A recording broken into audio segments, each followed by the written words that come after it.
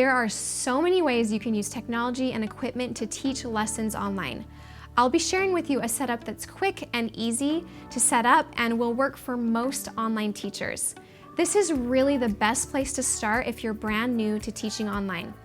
If you are interested in additional equipment to up-level your teaching for higher quality video and sound, I have created a kit.com page with my best tech recommendations that come from my own experience as well as input from other online teachers. You can check out that link below this video. Also, later in this course, I'll teach you how to set up an overhead camera if you'd like to add a view of your keys using a webcam. As I go through the different options available to you in the next couple of videos, please do not be overwhelmed or feel like you have to do everything that I share. I'm covering as many options as possible so that you know what is out there, and having an understanding of these different methods and tools available to you, that's going to help you find the setup that you can trust and be confident in. In this video, I'll be going over 4 devices for teaching online lessons and how you might use each of them. Understanding the basics of how all of these devices work for online teaching will help you know how to incorporate them for your lessons. The 4 types of devices are a desktop computer, a laptop, a tablet, and a smartphone. All of these devices typically come with a built-in camera and a microphone which you can use for teaching online. There are some laptops that don't have a built-in webcam. If this is the case for you, you can purchase a webcam online easily. I've linked some of my favorite webcams for online teaching in my kit.com link below. The first device is a desktop computer. The photo that you're seeing right now, this was my original setup when I first started teaching online. This is a really great setup if you already have a desktop computer or you're a teacher who's not wanting a portable setup and you need to move around frequently. If you have a large monitor for your computer, it's really great because when you're teaching, it's almost as though the student is right there with you. This makes it so easy to see technique and make corrections. You can use the built-in camera and microphone with your desktop computer. In this photo, I was using an iMac and I loved the high resolution image and quality of audio. The second device is a laptop. A laptop is a great and more portable option for teaching online. A laptop can be moved around and positioned differently depending on your instrument. This is the main device that I now use for teaching online. The third device is an iPad or a tablet.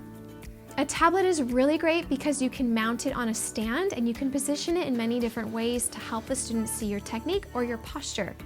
I prefer a computer or a laptop over an iPad because with an iPad you actually can't use the screen sharing feature during your lesson. I use screen sharing all the time, and this is something that I'll teach you how to use later in the course. The fourth and last device you can use for your online lessons is a smartphone. You can use a smartphone for your lessons, but it's going to make it a little more difficult to see and hear the student. But if a smartphone is what's available to you, you can start with that because it's what you have. I would suggest getting a pair of headphones so that you can hear the student a little bit better. Also, a smartphone is really great for a backup option if your computer or iPad battery dies. You can use your smartphone for the rest of your lesson. It's also really great if your internet, your Wi-Fi goes down and you need to use cellular data to finish a lesson. So those are the 4 devices that you can use for teaching music online. I'm sure you already have at least 1 or 2 of those available to you for teaching online, which is where I suggest you start. I know that many teachers start by using a smartphone on a stand and then upgrade to a tablet or a laptop computer when they can. I also want to add that you can use multiple devices during your online lessons. Sometimes I'll position the iPad next to me at the piano while I use my laptop for taking notes or looking up music. I've also used my computer for teaching and my phone for taking lesson notes. Whichever setup you choose to use, all of your devices need to be up to date and working well. You're not going to have quality online lessons if your computer is super slow or you're unable to install latest updates from the software you choose to use. So, what technology is available to you for online lessons?